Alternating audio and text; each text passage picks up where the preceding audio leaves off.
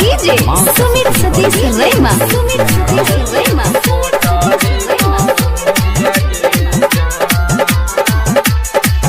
प्यार मोहब्बत सबे हमारा सिखैले आ छोड़ के गेले तू ससुर बागे जान। प्यार मोहब्बत सबे हमारा सिखैले आ छोड़ के गेले तू ससुर बागे जान। नीक नहीं लगैया तोरा बिना कहीं को काट लेब पटरी पर मुड़िया गे जान। नीक नहीं लगैया तोरा बिना कहीं को काट लेब पटरी पर मुड़िया गे जान।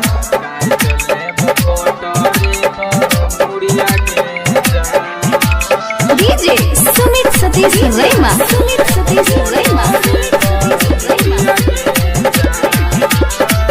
वादा कसम किया खैले तू जान गे।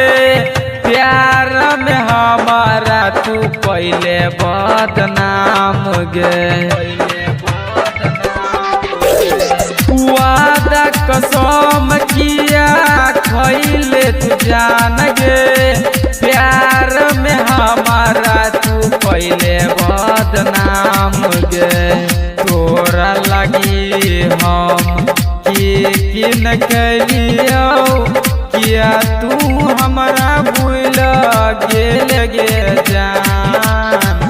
नीक नहीं लगैया तोरा बिना कहीं को काट लेब पटरी पर मुड़िया गे जान।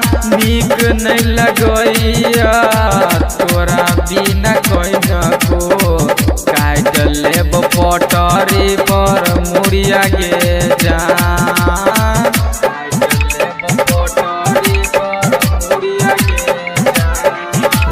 डीजे सुमित सतीश रैमा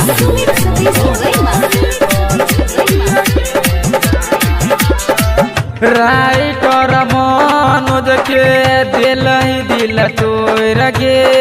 अपने से किया जान ले दिल जोड़ गे। राइटर मनोज के दिल तोड़ गे। अपने से किया जान ले दिल जोड़ गे। झूठो के प्यार कलही जिंदगी बेकार कलही। दोसर नाम के मेहदी लगलही गे जान। नीक नहीं लगैया तोरा बिना कहीं को काट लेब पटरी पर मुड़िया गे जान। नीक नहीं लगैया तोरा बिना कहीं को काट लेब पटरी पर मुड़िया गे जान।